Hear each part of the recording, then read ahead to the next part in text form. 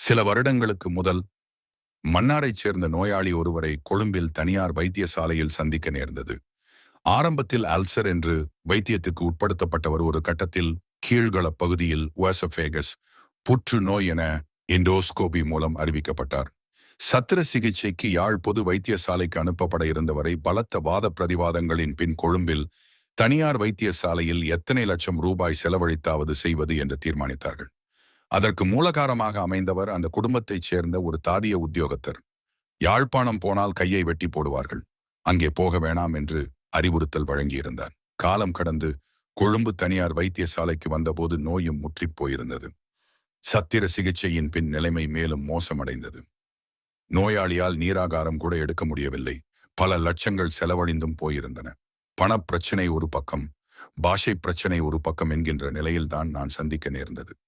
நிலைமையை தெளிவுபடுத்தி, யாழ்ப்பாணத்துக்கு போங்கள், அங்கே வயிற்றுக்கு கீழாக ஓட்டை போட்டு உணவு கொடுப்பார்கள், அதன் பின் சில காலம் இருக்கலாம் என்று அறிவுறுத்தினேன். சில நாட்களுக்குப் பின் அவர்கள் இந்தியாவுக்கு சிகிச்சைக்கு கொண்டு போவதாக சொன்னார்கள்.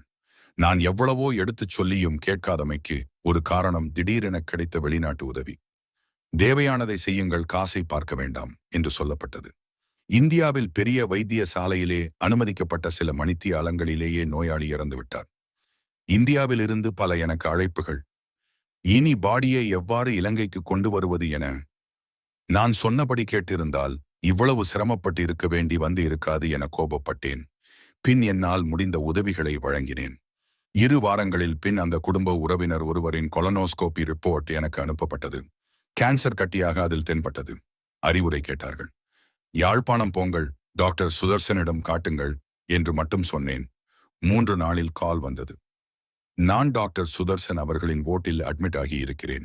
இன்னும் 2 நாட்களில் எனக்கு சத்திர சிகிச்சை நடைபெறும் என்று.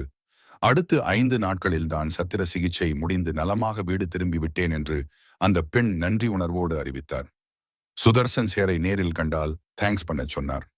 இன்னும் நான் செய்யவில்லை.